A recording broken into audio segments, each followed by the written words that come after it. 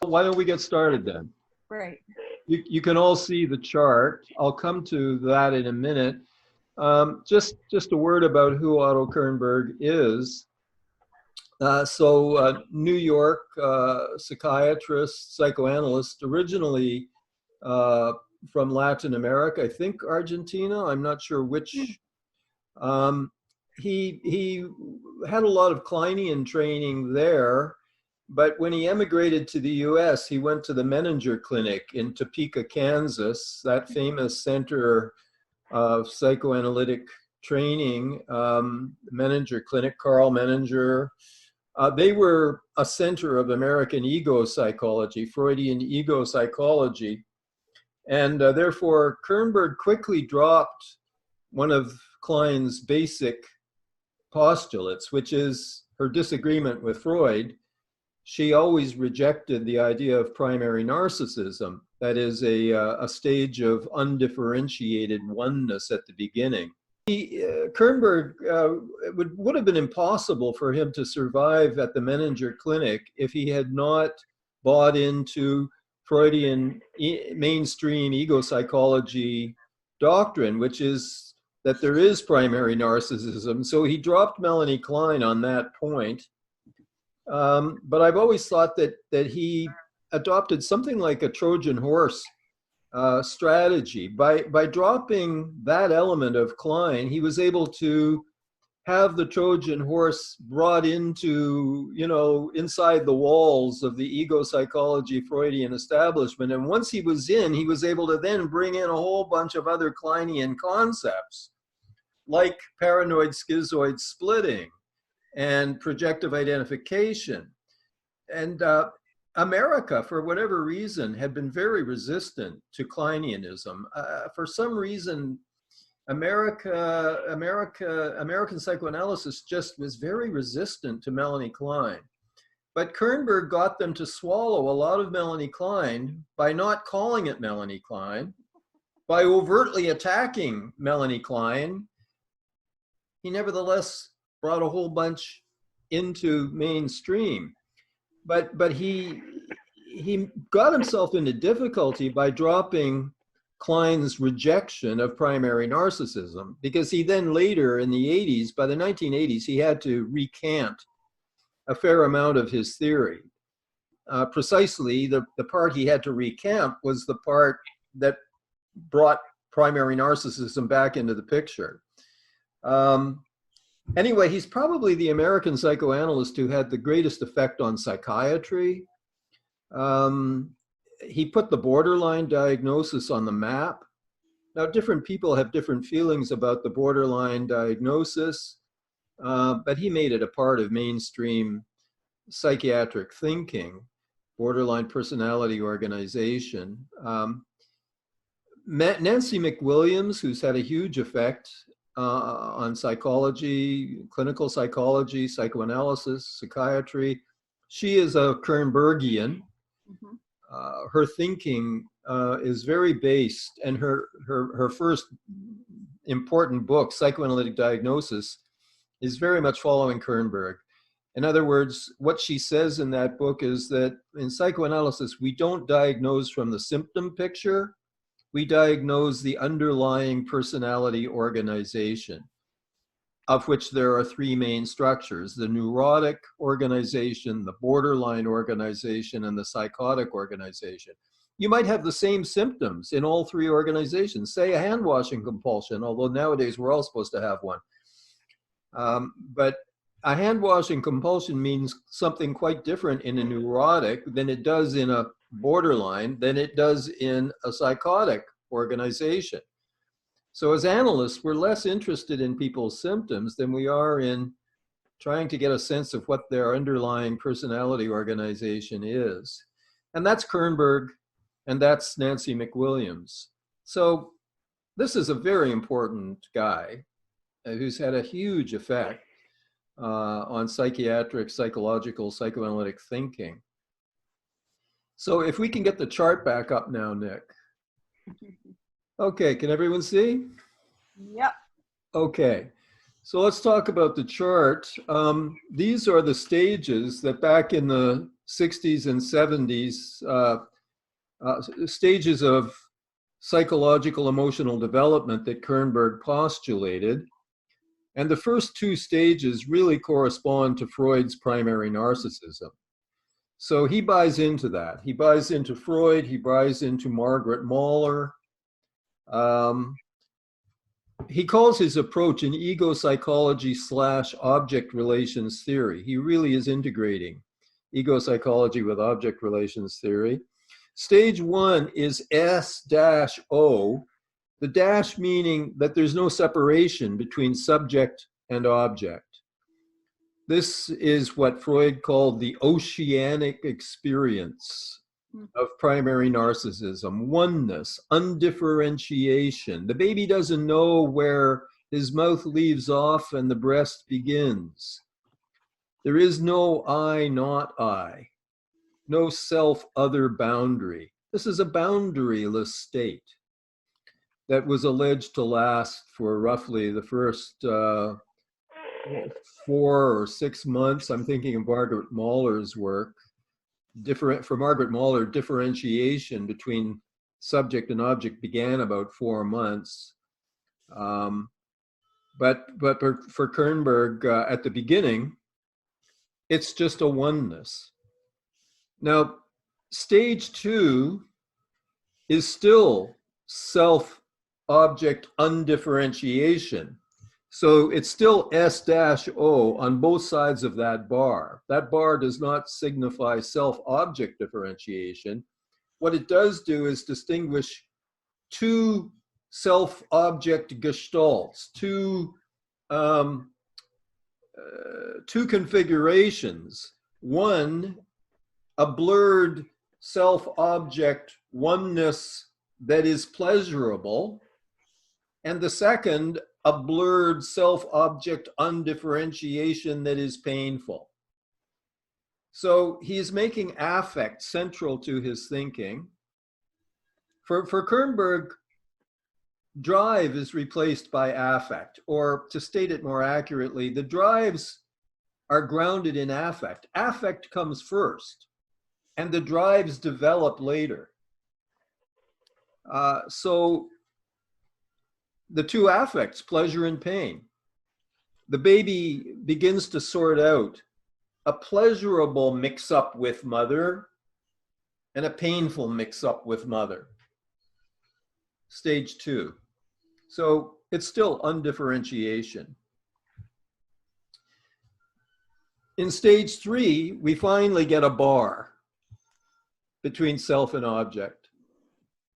Subject and object, self and other.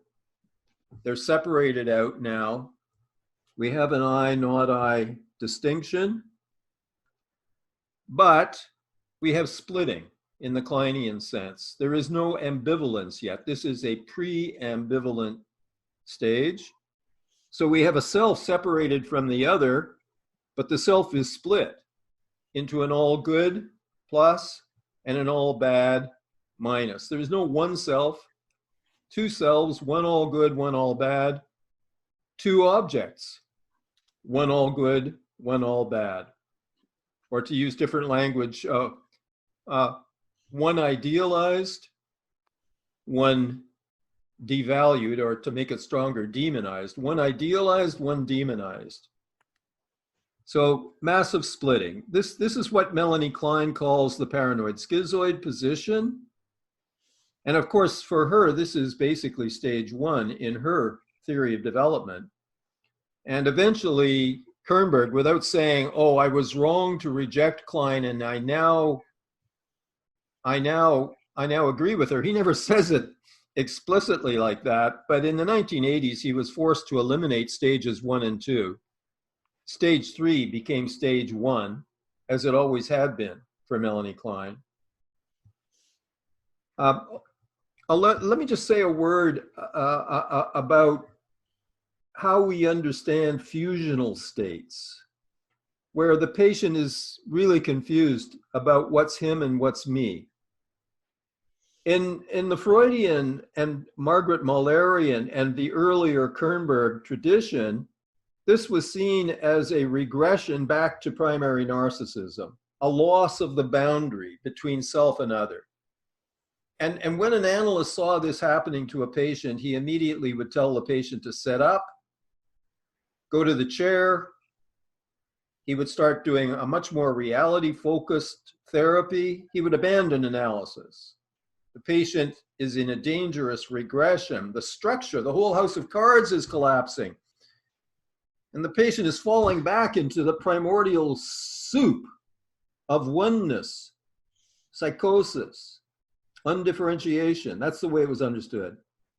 The Kleinians never believed that primary narcissism exists. For the Kleinians, there was no original soup. There was no original chaos. There was, from the beginning, a self separated from an object. So how then do they understand fusion or confusional states? They don't see it as a falling back. They see it as the product of the pathological use of projective identification. In other words, it's not a collapse, it's what the patient is doing. The patient is busy projecting so much of himself into me and introjecting so much of me into himself that he is now confused about what's me and what's him. But this is a result of his use of intensive projective identification. So you don't sit the patient up, you don't freak out and end the analysis, you interpret what the patient is doing. And you interpret the effects, the confusing effects of this. So that's a big theory, that clinically, that's a huge, this shows how theory influences how you behave in the clinical situation. You sit the patient up and throw a bucket of ice water at the patient to wake them up? Or do you carry on with the analysis and interpret what the patient is doing? Huge implications of theory here. Okay, so in stage 3 of his original theory, he now joins Melanie Klein and sees the paranoid schizoid position as the beginning. Self and object are differentiated, but we have splitting. We have no ambivalence. We have people living in a world in which everything is well, I make a distinction between idealization and idolization, and a distinction between devaluation and demonization. Idealization and devaluation can go on, I think, on the neurotic level. Everybody idealizes somewhat and devalues. When it becomes more extreme, I think we have idealization becomes idolization, God-making. You're making a god of this person. And devaluation goes so far as demonization. You're making a devil, a demon of this person. But that's the splitting. And then we come to stage 4, which is eventually stage 2. We've got the separation between self and object. But now the bar between plus and minus is gone, meaning the self is both good and bad. The object is both good and bad. We have now achieved ambivalence. Splitting is overcome. This is Klein's depressive, or as I prefer to think of it, her reparative position. I like calling it the reparative position because calling it depressive leads to a lot of confusion, because people think depression must exist in the depressive position, and it does not. Any kind of serious depression is a regression to stage 3 on this chart. In other words, it's splitting. In a serious depression, the patient sees himself as all bad. That's a split. You have sadness in D, in the depressive position, but you don't have depression, because depression involves splitting. So that's why I like to call it the reparative position. She called it depressive because she meant depressive anxiety. She didn't mean depression. Depressive anxiety. What is depressive anxiety? It's my panicky feeling that in PS, I thought you were a monster, and so I was stabbing you, and then gradually I began to move into D, and I began to realize you're not a monster, but you're good as well as bad. And is there time to get you to the emergency? My depressive anxiety is, my God, I've been killing someone thinking that she's all bad, but she isn't. Can I repair her? That's what Winnicott calls the capacity for concern, which is the achievement of ambivalence or depressive anxiety. But because she called it depressive, people forgot that she was talking about depressive anxiety. They thought she was talking about depression. There is no depression in the depressive position. There is only depressive anxiety. Okay, so this was Kernberg's 4 stages. In the 1980s, he's forced to admit that stages 1 and 2 don't exist. Why was he forced? Because of infant research. They had those split cameras, one on the baby, one on the mother. They started doing all of those Piagetian experiments. And it turns out that the infant mind, I mean, in the 1950s, 40s, and 50s, Freudians laughed at Kleinians. They laughed. They said, don't you understand? The infant's mind is a buzzing, blooming confusion. You're attributing all of this stuff to the infant mind, and the infant mind can't have that going on. Well, the infant research shows that the infant mind is far more sophisticated than anyone had thought. And there is differentiation from the get-go. So I love this because not only because it validates Melanie Klein, but because this is one of the few instances where we can prove to the Karl Popper philosophers that psychoanalysis is a science after all.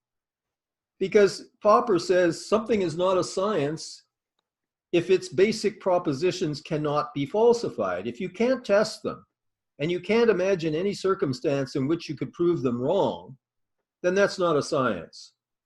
Well, here, a cherished postulate of psychoanalytic theory, primary narcissism, has been empirically falsified by infant research data. And psychoanalysts have been forced to revise their theory in light of the facts. Hooray! Turns out we are scientific in this respect anyway. Some psychoanalytic postulates can be tested and have been tested. Kernberg is an honest enough guy to recognize this, so he revised his theory.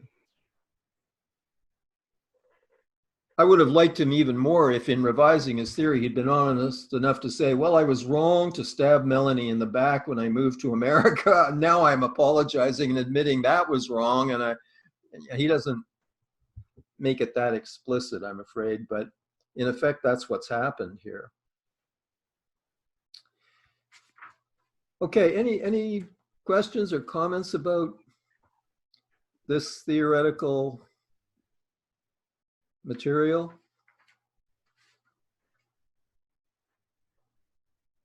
Is it clear? Are you following me? Very clear. Is this your schematic? I think it is. I think someone else tried to do something along these lines. I may be borrowing from someone. I can't read my notes anymore from previous years. So if I got it from somewhere, then I forget where I got it. I think I revised it a little bit anyway to try to make it a bit clearer than it was when I found it somewhere. But it's great. Yeah, it kind of clarifies the issues, I think. Yeah. Good. Okay. So he calls his overall approach. Look, he's not an easy. I think you've discovered he's not an easy read. Right? It's. Oh no, yeah. He's no Winnicott. No. Fortunately, he's also no Lacan. He's not intentionally obscurantist. He's not trying to mislead you. He's just uses a lot of abstract and technical language. It's very hard, certainly for beginners who aren't familiar with this yet. You have to read him carefully and decode. He could have written it so much the concepts can be explained much better than he explains them. He's not a great writer. Mm-hmm. But okay, let me try and summarize what I think are some of the essential points. As I said, he makes affect central, both theoretically and clinically.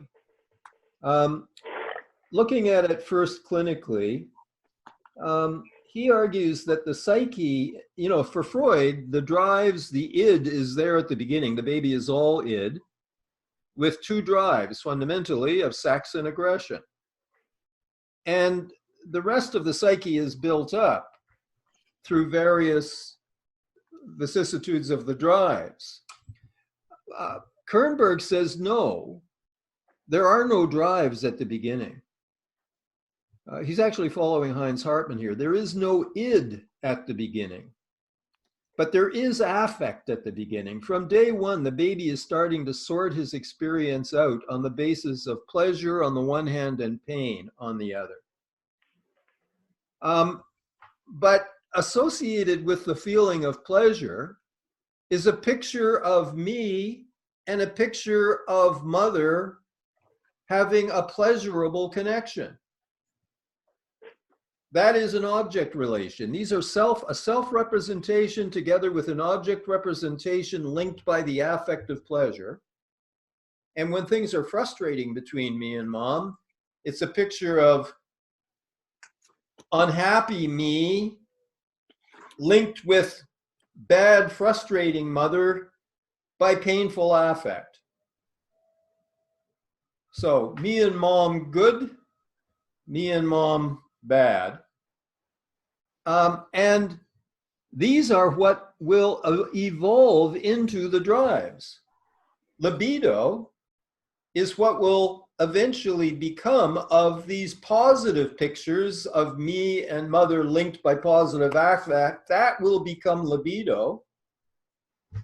And these pictures of me and mom hating each other or linked by negative, painful affect, that will become aggression. So instead of starting with sex and aggression, which then invest object relations, that's the way the Freudians view it. We start with the drives which invest object relations with love or hate. No. He's saying what we start with is affect and pictures of self and object, and that will become libido and aggression. It's a real turning of Freudian theory on its head. And therefore, it truly is an object relations theory. And here again, he's very Kleinian, because Klein believed that object relations exist from the start. And so the building blocks of the psyche are pictures of self and object linked by affect.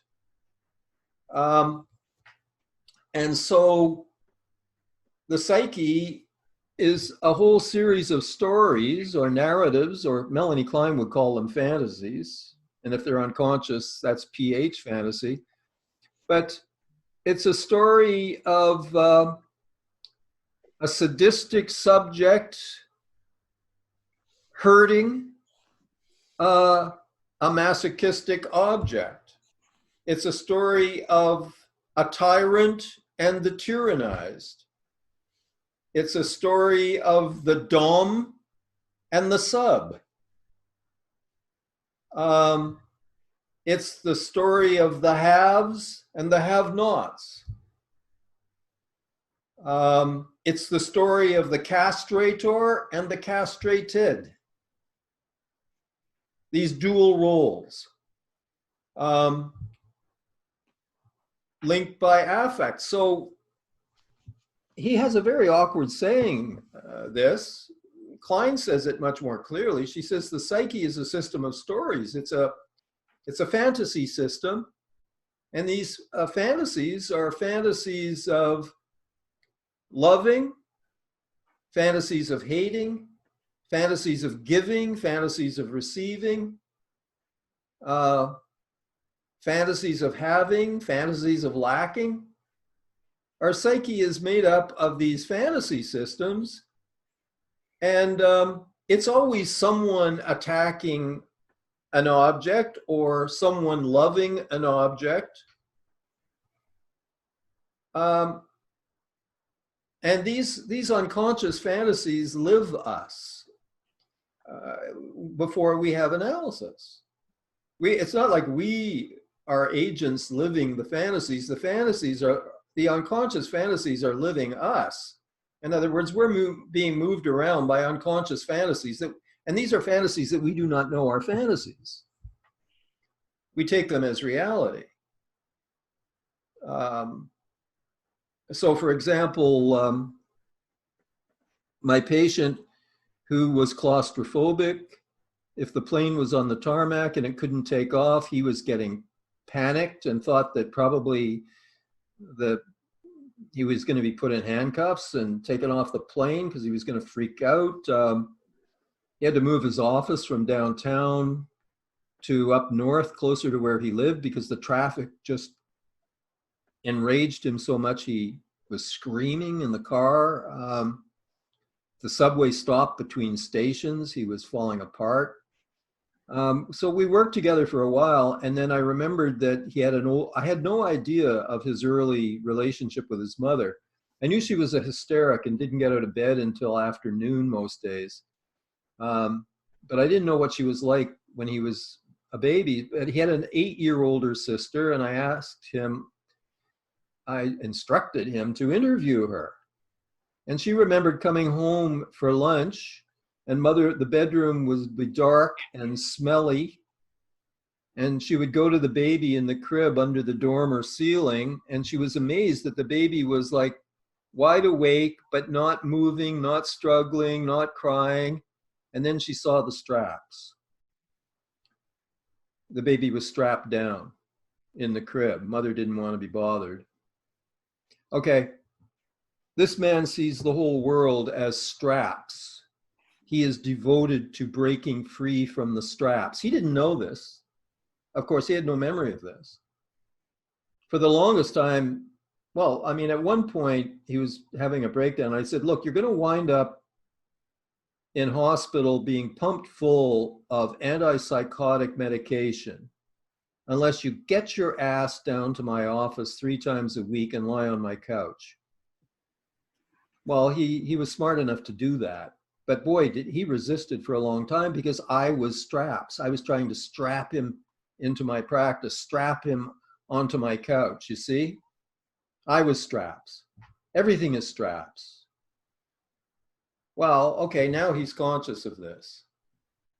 And now, it doesn't mean it's gone away. He still feels the resistance, but he now knows where it comes from.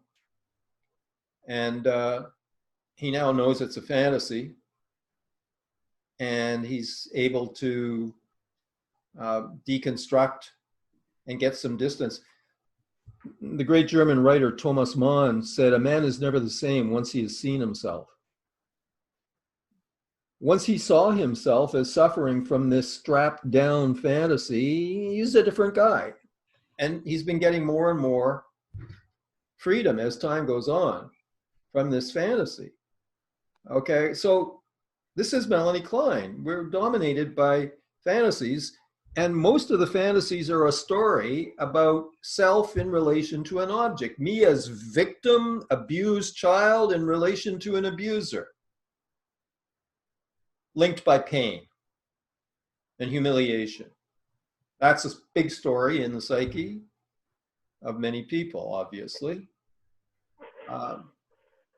So that's what we're doing in psychoanalysis. We're helping acquaint people with their fantasy, because their fantasies are dominating them. Progress in analysis is becoming less dominated by our fantasies because we're becoming familiar with the fantasies. So Kernberg is saying something very much in keeping with basic Kleinian understanding of the analytic process. Nick, do you want to throw anything in at this point? Yeah, just a few things. I think what's interesting about Kernberg is that I think it goes with the difficulty of his writing, his perspective being very much more medical. Mm-hmm. He brings all this to bear in an interesting way. Seemingly his focus is more so on severe personality disorders. I think that's what he would suggest. Yeah. So I think his argument, similar to Cohutian's, is it's about working around what seems like the absence of transference with severe personality disorders. Mm-hmm. I thought it was interesting in the article, the recommendations for technique about discovering the dominant affect in the session. Yes. Because that will lead to the fantasy, which will lead to the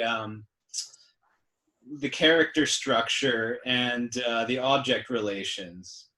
And he seemed to really emphasize that though with severely narcissistic or otherwise personality disordered patients, there's more transference resistance about all of that stuff. Right.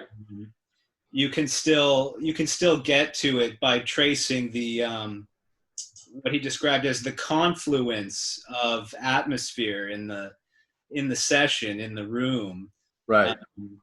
Which is co-constructed between your countertransference and the patient's really strongly resisted transference, but it's still there. Right. So I think that's a hopeful message for working with more seriously disturbed patients, actually. Well, or any patient, really. I mean, to sit in the session quietly, waiting till you can identify what seems to be the patient's dominant affective mood today, even with neurotic patients. Sure. Just, I have just a brief example. I was conducting a Skype session today, and the young woman was talking about a professor who she brought her final assignment on the break of class and asked for a bit of input to see if she was on the right track. And this prof decided to make an example of how, just pick apart her assignment in front of I guess this happened a few weeks ago before the schools closed. And her, the assignment's due next week, and she was wondering why hasn't she been working on it? It's because of this humiliating object relation we got to that has actually more to do with her alcoholic father than this prof. okay. Although the similarity in terms of the cruelty that was present. Right. And then, but also too, there was a component. Once again, she found herself being humiliated by her father. Yeah, exactly. And there was a component of her maternal object relation in it as well. The tendency to, I think, what she felt as infantilization in a sense. Mm-hmm. Right. And I liked that Kernberg draws attention to that as well, that the object relation, it can contain the imago of both primary objects simultaneously. Right. But because he integrates ego psychology into his object relations theory, though, Kernberg will insist on Oedipal dynamics. You see, like he rejects what he sees as the overly simple distinction between the pre-Oedipal and the Oedipal. This is part of his critique, and his critique of Melanie Klein. I think it's a critique of some Kleinians, not all. But he thinks that Kleinians go too quickly to the so-called pre-Oedipal mother-infant. He says even with psychotic patients, there's an Oedipus complex. Like you hear stories from the psychiatrists before phenothiazine drugs, and you go into the ward on Monday, and there'd be a trace of blood, and there'd be a schizophrenic patient in the corner, and he's found a rusty old spoon, and he's castrated himself and almost bled to death. Why did you do that? Well, because I was sleeping with my mother all night. Psychotic patients have Oedipal dynamics. They're not neurotic, but that doesn't mean they don't have an Oedipus complex. they're dealing with an Oedipus complex in a psychotic organization, but they still have an Oedipus complex. And if you violate the incest taboo, even in a dream, you must be castrated. So he castrates himself. Kernberg knows this, you know, and so just because you're dealing with psychosis or borderline, that doesn't mean you're not dealing with the Oedipus complex. So that's an important part of Kernberg, I think. Mm-hmm. Yeah, but this focusing on the emotion in the session, and well, what you're doing is affectively attuning to where your patient is emotionally on this particular day, in this particular session. And that's step number one. And then you can broaden that out to, well, okay, with that emotion, anger, sadness, whatever it is, what's the story? What is the story? In other words, what is the object relation? Who's abandoning whom? Who is insulting whom? Who is attacking whom? Who is being unfaithful to whom? Who is snubbing whom? Who is insulting whom? Oh, and the other big thing that Kernberg gets and Klein gets is the reversibility of these object relations. They're reversible. So let me give you my best example of this. This is from a patient I worked with a number of years ago, and he had an older brother who just was a very talented man. And so, for example, and he hated his brother. He hated him. So my patient would be getting ready for the school track meet. For weeks, he'd be training, running, whatever.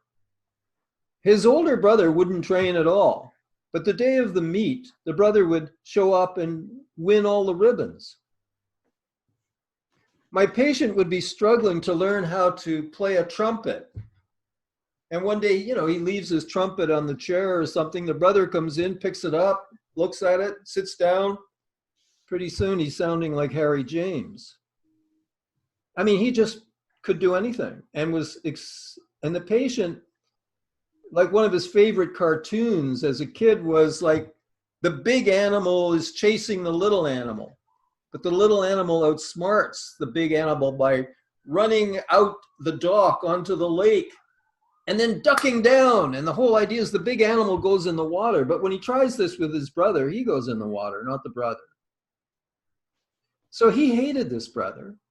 And I knew very early on that if I acted like the brother, the analysis was dead. He would just fire me. I could just feel. He wanted to kill his brother. And this was a man who got into fistfights. Every year when the Grey Cup came to Toronto, he'd be down in the Royal York Hotel at bars, and he'd get into fistfights with guys. Anyway, I knew I shouldn't be a smartass like his brother. So I'm doing all I can to restrain myself to not be the smartass older brother, which is a task, a challenge for me, right, Nick?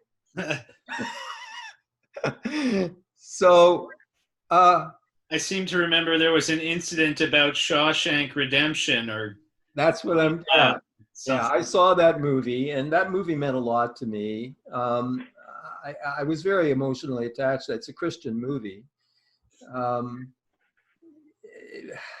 Anyway, you know, the hero digs his way out of the prison and he escapes and so on. Anyway, so my patient comes one day and he's seen the movie and he tells me about it and what a crappy movie it is, because I said, oh, why? And he said, well, because at the end, Morgan Freeman and all the other prisoners, you know, the hero has escaped. He's on the Gulf of Mexico with his boat. He's escaped, but Morgan Freeman and all the other guys are still in prison. What a shitty ending. I said to him, that's not how it ended. He said, of course that's the way it ended. I said, no. So he goes and re-rents the movie. And he sees that he shut it off before the ending. And so I take this as a golden opportunity to interpret how he clutches defeat from the jaws of victory. At the end of the session, he says, "This is our last session, you smart son of a bitch. Fuck you." And he walks out and never comes back. I was the smart-ass older brother. I fell right into it. But you are also trying to challenge his fantasy, which is that he'll never escape the prison. Exactly. But I did it very poorly. That was bad technique. I should have shut my mouth. If I were doing that today, I would not mention that I had seen the movie. I would sit there in frustration and silence. I should have known. Yeah, but here's the more interesting part of that story. You see, at that time, I myself was going forward for training analyst, promotion to training analyst status. And you have to go back into, I'd been practicing about 10 years, and you go back into supervision with a senior analyst. And I went to Pat White with this case. And I was seeing him, I think, twice a week or 3 times a week. And she, being a classical analyst, she said, "Don, why are you not seeing him 4 times a week?" And I squirmed and I didn't have an answer. And she said, "Well, what? What's the issue?" She pushed me, and I realized I was afraid to ask him to come 4 times a week because I knew what he'd say. He would erupt, "Oh, you money-grubbing psychoanalyst. It's not as if I'm not paying you enough as it is. You want another's." He'd give me... So I realized that I was intimidated. Wait a minute. I now realize that I'm the younger brother. He's the dominating older brother. He's dominating me. I'm so concerned not to dominate him. I'm blind to the fact that he is dominating me. Okay, so in the object relation, he induced his own intimidated self. He put that into me. He occupied the role of the domineering brother. I'm intimidated. I interpreted this to him before that day when everything blew up. I interpreted this to him, and like within a day or so, he went to his senior partners in the law firm and demanded a raise that he should have had like 10 years before. He got the raise. In other words, he broke out of intimidation. Just as I broke out of intimidation, he broke out of intimidation. So his whole world was organized into domineering older brother, intimidated younger brother. Sometimes he played and identified with the intimidated younger brother. Sometimes he played the role of the domineering older brother. Unfortunately, he caught me in the role of the smartass older brother when he told me about that movie. I couldn't resist telling him he had made an error. Okay, so people who have been abused always become abusers. Maybe they don't abuse other people, but they certainly abuse themselves. And that's still being an abuser. You identify with the aggressor. You identify with the abuser. You then go on to abuse yourself. You carry on the abuser's work by abusing yourself. Usually you end up abusing other people too, in some way or another. So this is the way the psyche is organized, in these dual roles. Sometimes we project the self-image and identify with the object image. Sometimes we identify with the self-image and we project the object image. So that's, do you want to say something about Yeomans, Nick?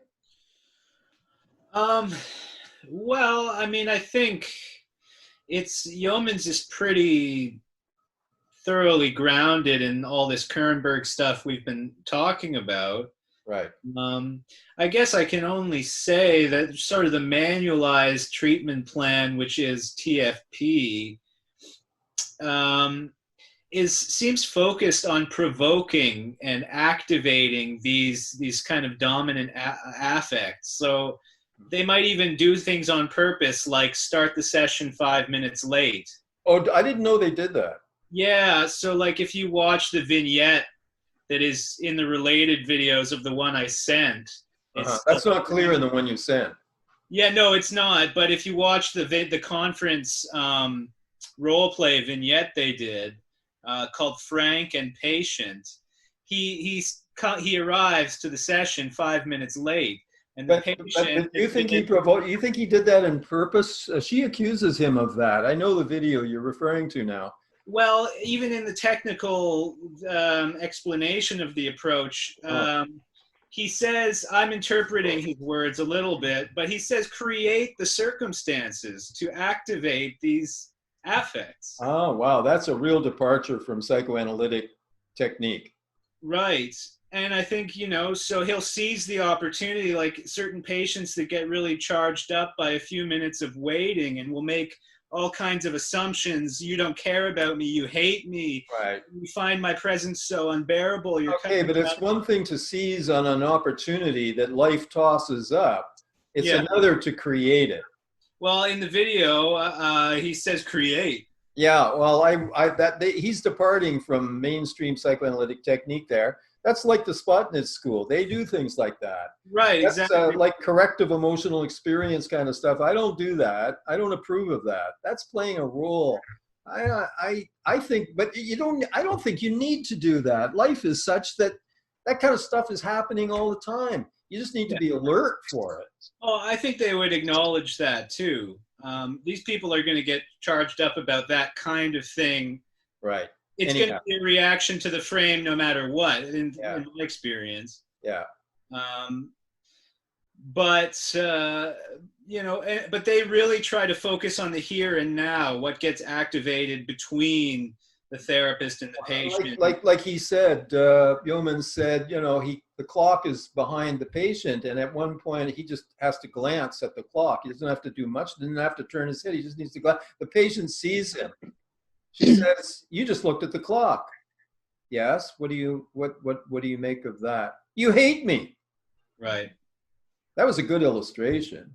Right. And but he also, some other examples they give are that patients will do the same thing, and that's actually what projective identification is. So there's an example, he's speaking to this woman over the telephone, and it's getting humid in his office, and he opens the window, and it has this loud kind of, like this terrible creak, and she just starts berating him, like, I have a startle response. How could you do that? You've just ruined my whole day, and it made him feel for a moment like a sadistic monster. A few moments of rational processing. It's an old building. It's a creaky window, But you don't say that to the patient.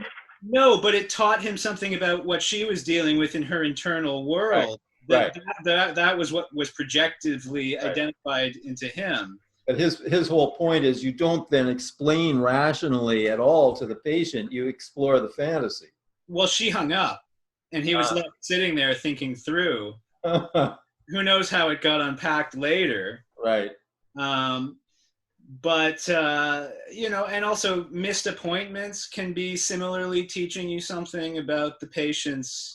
What came to my mind is when he opens the window, the patient says, "You think I stink?"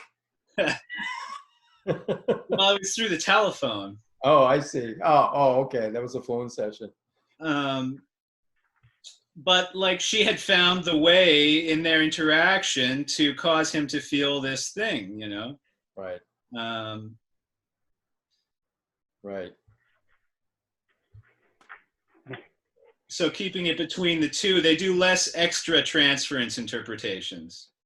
Although in that article by Kernberg that we assigned, towards somewhere in the middle of that article, he does say that he does work with extra transference. He doesn't ban extra transference work. I mean, he says sometimes these configurations are not terribly activated at the moment between the patient and me, but she's having a royal battle with her husband, And her internal dynamic between abusive father and abused child is being totally lived out with the husband, not with me in the therapy. And progress can be made. Yeah. Analyzing how that's getting played out with the husband. But don't you think that he seemed to say that it's always going to start to leak into the transference? It will leak into the transference for sure. And it's great when it does, because then you can really, it's in the lab. Yeah. But the technical timing issue they were advocating, that was when it starts to leak in, it'll be resisted, and you have to interpret that resistance first before you do any of the other stuff. Right. Does any of this seem does it seem different than what you've been exposed to so far in terms of psychoanalytic thinking and technique? Does it seem like a departure, or does it seem in keeping?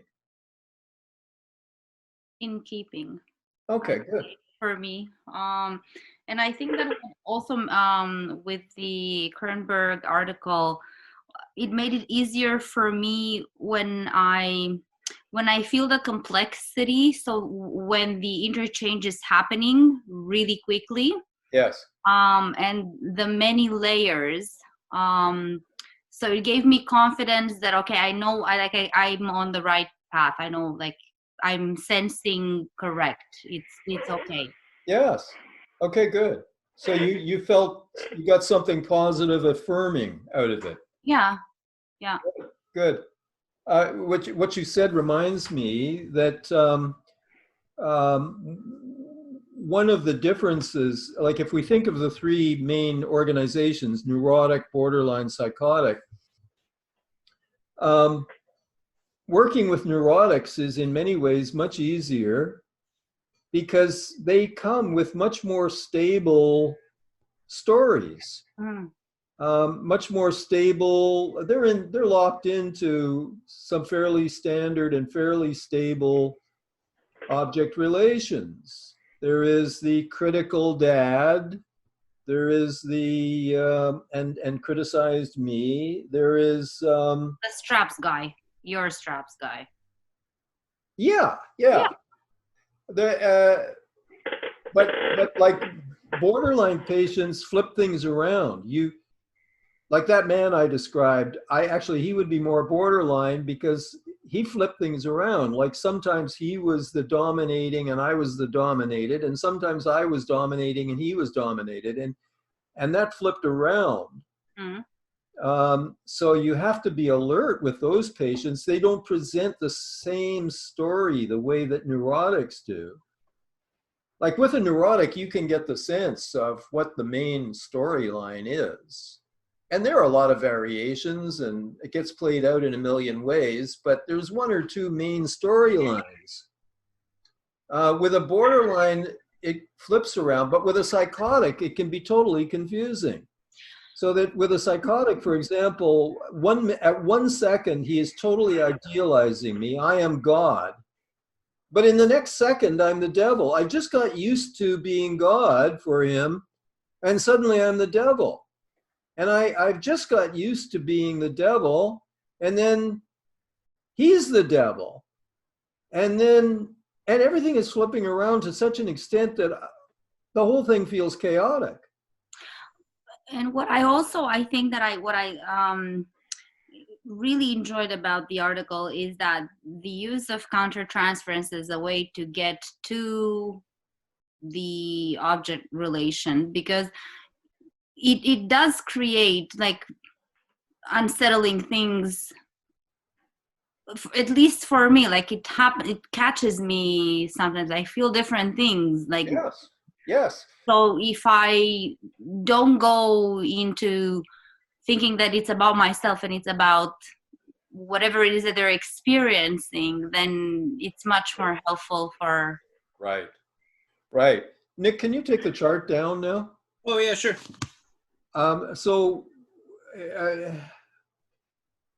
There's a course in... are you guys in year 1 of ATPPP or year 2? 1. You're in year what? 1. Year 1. Okay.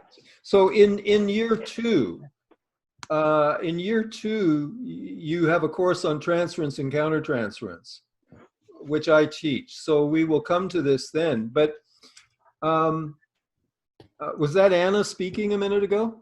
Yeah. Yeah. So what you're saying is, see, the Freudians for many years, countertransference was like dust on the lens of the microscope. Useless. Get rid of it. Go back into analysis.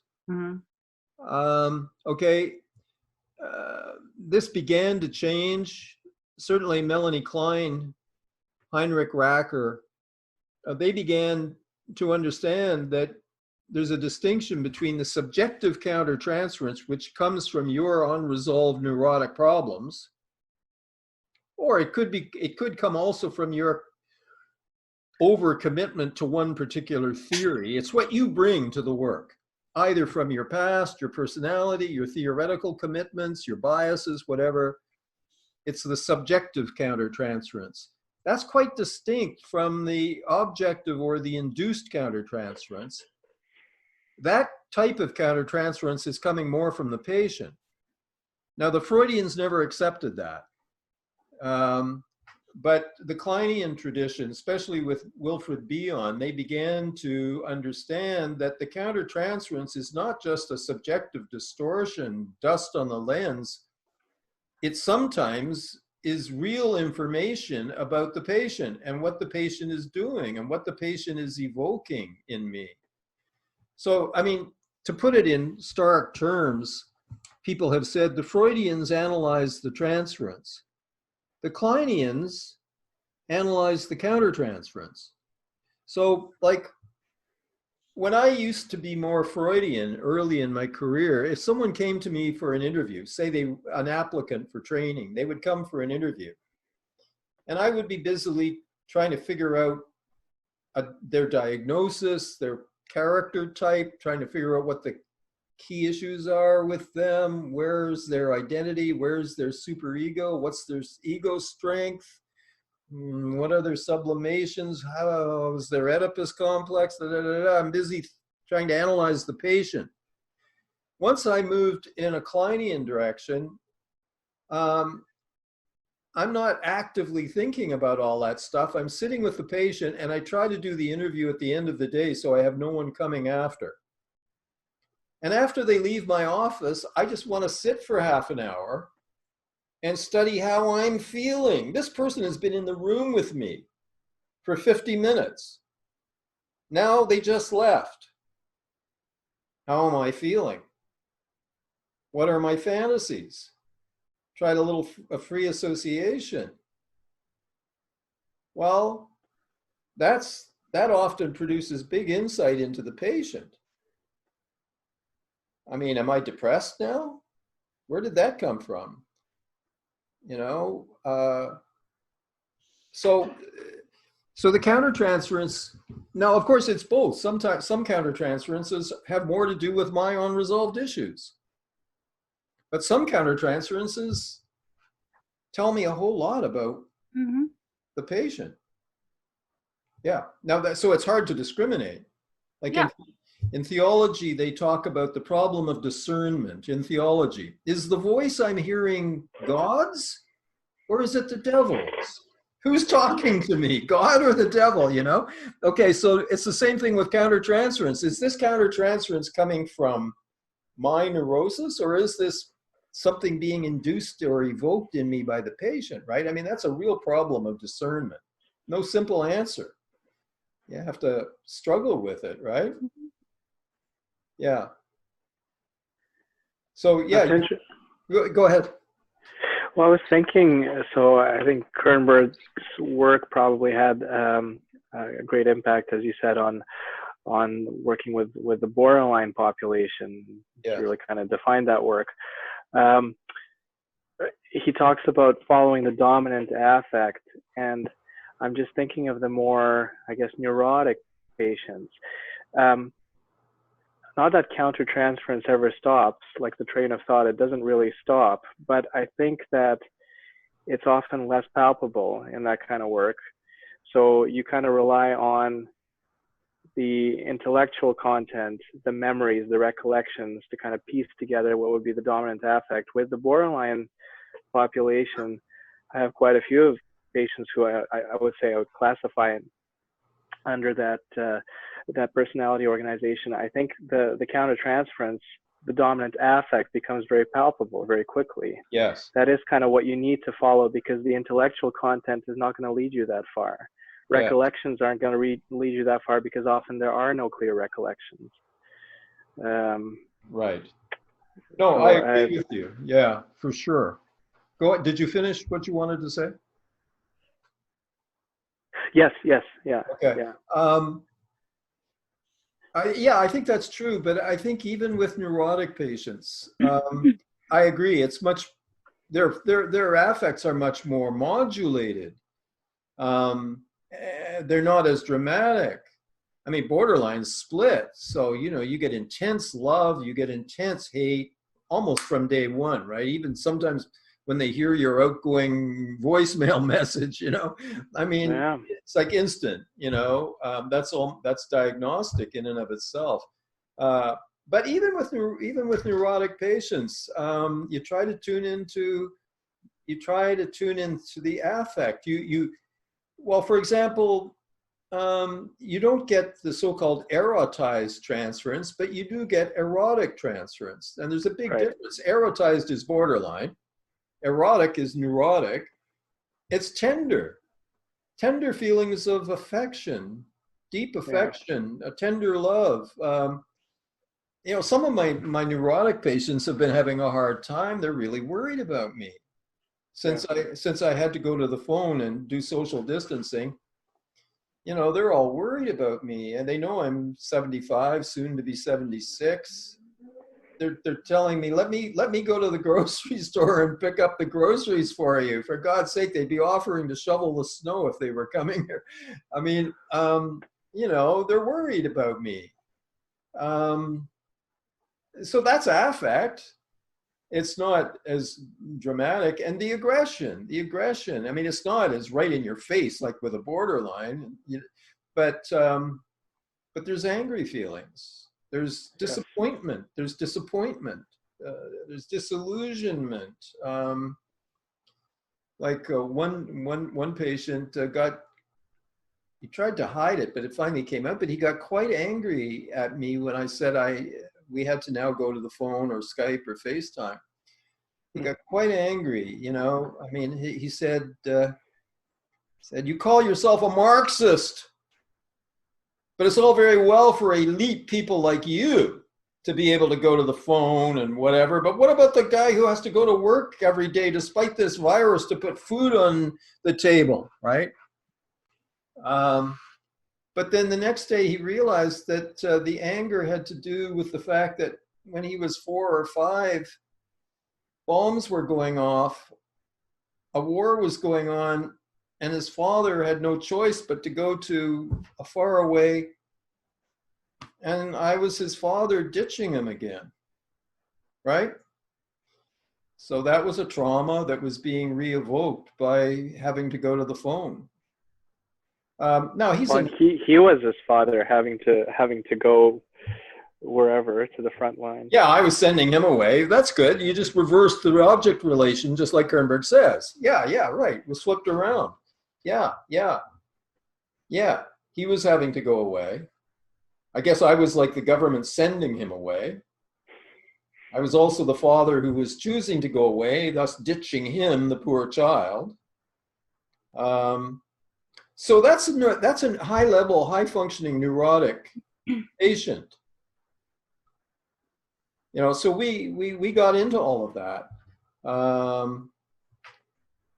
There's lots of affect. It's not as if you work only on an intellectual level with neurotics. Yeah.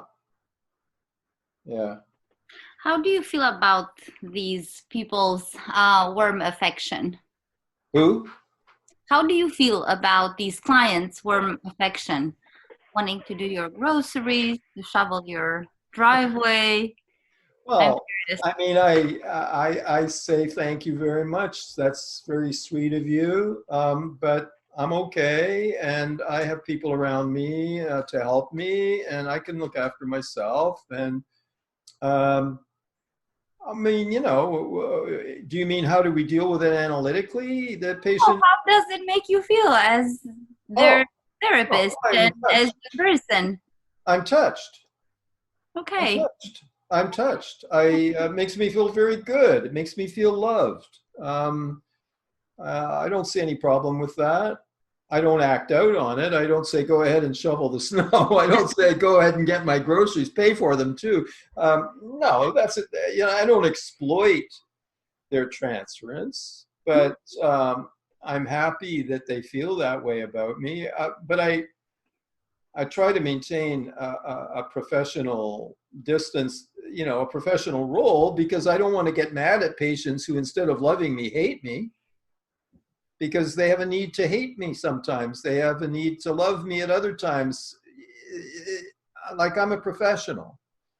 So, I mean, it took a long time. I mean, at the beginning of my career, I cared too much about how patients felt about me.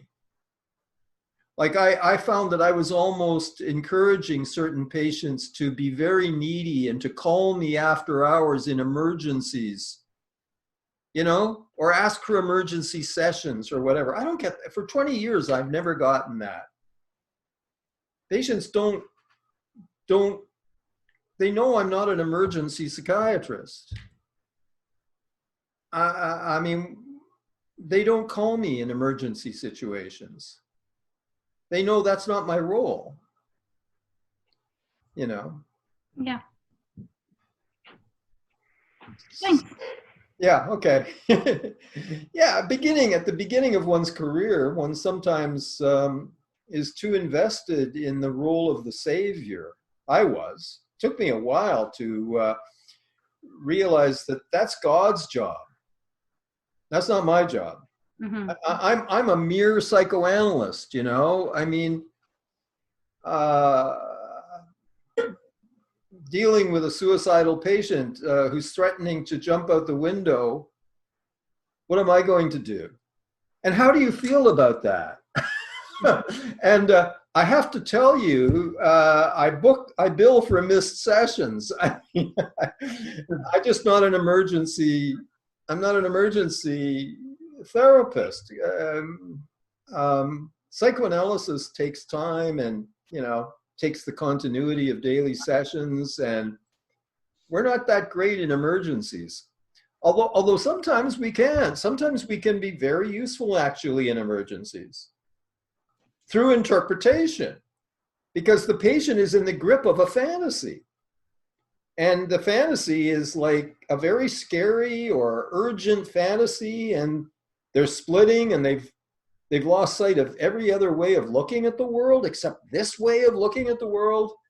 And sometimes pointing that out bluntly to the patient can wake them up. And that is useful in an emergency, I must say.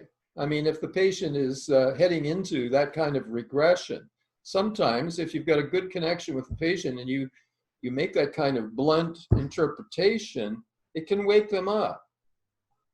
Yeah. Kernberg agrees with that, by the way. Kernberg gives examples of patients who are in the middle of an intense psychotic regression. And you would think that an interpretation is going to be of no use to that person. But Kernberg would give them a direct, blunt interpretation of the fantasy that has them by the grip. And sometimes that's enough to bring them out of the psychotic regression at that moment. He believes that in certain situations, interpretation is exactly what is needed. Yeah. People who worked with him in New York, in the Cornell Westchester, he had a group of colleagues around him, 5 or 6 colleagues, and they all were working on borderline. It was a unit, an inpatient unit for borderline patients. And people who saw the way he worked. I've talked to residents who were there when, and they would say that they've seen Kernberg give deep interpretations that had a real impact on psychotic patients. So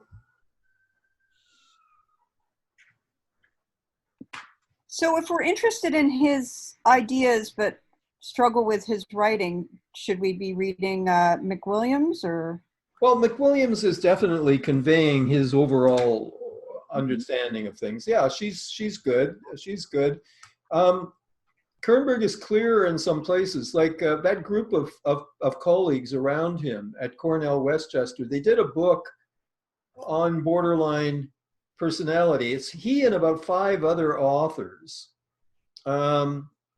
They wrote together almost in a kind of almost manualized way. I wish I could give you the title of the book, but if you just search Kernberg's writings, it's he and about 5 other authors, and they're writing about working with borderline patients. I forget the precise title, but you should be able to find it. That's a very clear book. It really clarifies his theory and how they actually work with it. If I can think of the title, I think I have the book upstairs, but the trouble is I've got this great library upstairs, but I can't read anything in it anymore. But No, it's like, it sounds like something I can look up pretty easily. Okay, but if I can lay my hands on it, I will, I'll get Nick to send you the title. Thank you. Okay. I guess we're nearly finished. Is there any other questions about any of this or what? Nick, can you think anything about the Yeomans or the Kernberg approach that we haven't touched on yet? No, I think that was pretty comprehensive. Okay. Just on the topic of emergency sessions, I certainly think that Kernberg would want to have some kind of contract about that from the beginning. Yes. Contracting is actually very important. Yes. Approach, especially around crises, especially pertaining to suicidality. Oh, one other thing that should be mentioned about Kernberg. Here I'm speaking as a sociologist, my original training. He was very interested in extending psychoanalytic thinking to groups and organizations. As we know, Bion had a whole a major contribution to group psychology, but Kernberg was interested in hospitals as organizations and applying psychoanalytic thinking to not just hospital organizations, but corporations, universities, large group organizations. And he wrote a fair amount about that. He was quite interested in sociology as a discipline, actually, Kernberg was. He also, late in his career, he wrote something that many of the IPA training analysts found shocking and made them very angry. And he published it in the International Journal. It was something like, How to Drive Psychoanalytic Candidates Crazy. I don't think that was the exact title, but basically that was the substance of the paper. It was a scalding criticism of psychoanalytic training and the way it's conducted. The rigidity, all of the things that we do wrong in trying to teach psychoanalysis. But boy, I think he hit the nail on the head in many ways. Oh, and I forgot. Another huge contribution of Otto Kernberg is about sex and marriage. He was very interested in the phenomenon of marital deadbed, both in heterosexual and homosexual couples. After so many years, some journalists have found out about this, and they're writing about the fact that, the couple's got the white picket fence and it all looks very normal, but they haven't had sex in 15 years.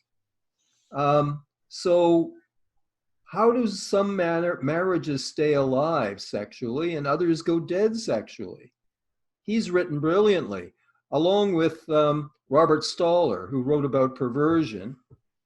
And Stoller came out with another book after his book on perversion. He brought out a book called Sexual Enjoyment. And he shocked everyone, because in that book he said that because analysts had thought that healthy sex was sex purged of hate and sadism and aggression, sex that was fully loving. Stoller said, sex that's fully loving is boring. It's like a long drink of water. Why would you bother? The spice comes from naughtiness. Good sex is naughty sex.